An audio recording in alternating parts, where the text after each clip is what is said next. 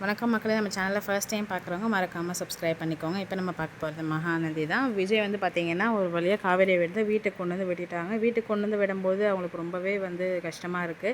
ரொம்ப எமோஷ்னலாக ரோட்லேயே நின்று 2 பேரும் பேசிகிட்டு இருக்காங்க. அப்புறம் ரொம்ப டைம் ஆயிடுச்சு, கங்காக்கா ஃபோன் பண்ணுறாங்க, நான் வீட்டுக்கு போகிறேங்க அப்படின்னு சொல்லிட்டு கிளம்பிடுறாங்க. இங்கே வந்து பார்த்திங்கன்னா வெண்ணிலா கிட்டே போய் ராகினி வந்து நல்லா ஏற்றி விட்டுட்டு இருக்காங்க.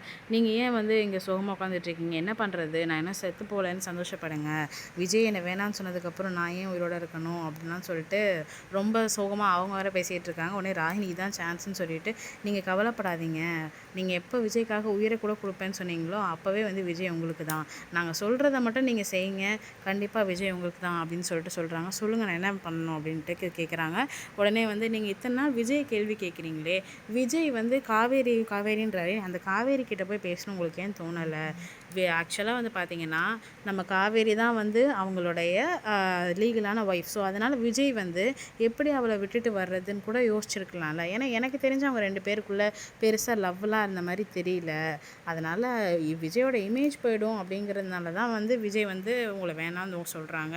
அதனால் நீங்கள் வேணால் போய் காவேரி கிட்டே, அதான் கான்ட்ராக்டில் தானே பண்ணேன், எதுக்கு நீ இன்னும் அந்த தாலியை போட்டிருக்க அப்படின்னு சொல்லிட்டு வேணால் பேசி பாருங்கள், மேபி இதனால் வேணால் ஏதாவது நல்லது நடக்கலாம் அப்படின்னு சொல்லிட்டு ஏற்றி விட்டுட்டு இவங்க போயிடுறாங்க. அடுத்த நாள் பார்த்தீங்கன்னா நம்ம வெண்ணிலா நம்ம காவேரி வீட்டுக்கு போயிட்டு சத்தம் போட்டு வந்துடுறாங்க. காவேரி கரெக்டாக வீட்டில் இல்லை, அவங்க எக்ஸிபிஷன் போயிடுறாங்க. சாரதா கிட்டே போயிட்டு எங்கே காவேரி அப்படின்னு கேட்குறாங்க.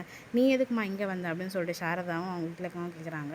ஆமாம், நீங்களாம் பேசாதீங்க, பணத்துக்காக தானே உங்கள் பொண்ணை கல்யாணம் பண்ணி வச்சிங்க, எங்கே உங்கள் பொண்ணு, அவள் தான் பணம் வாங்கிட்டால, அப்புறம் எதுக்கு அந்த தாலி கட்டியிருக்கா, அதை அவுத்து போட சொல்லுங்கள் அப்படிலாம் சொல்லிட்டு ஓவராக பேசுகிறாங்க.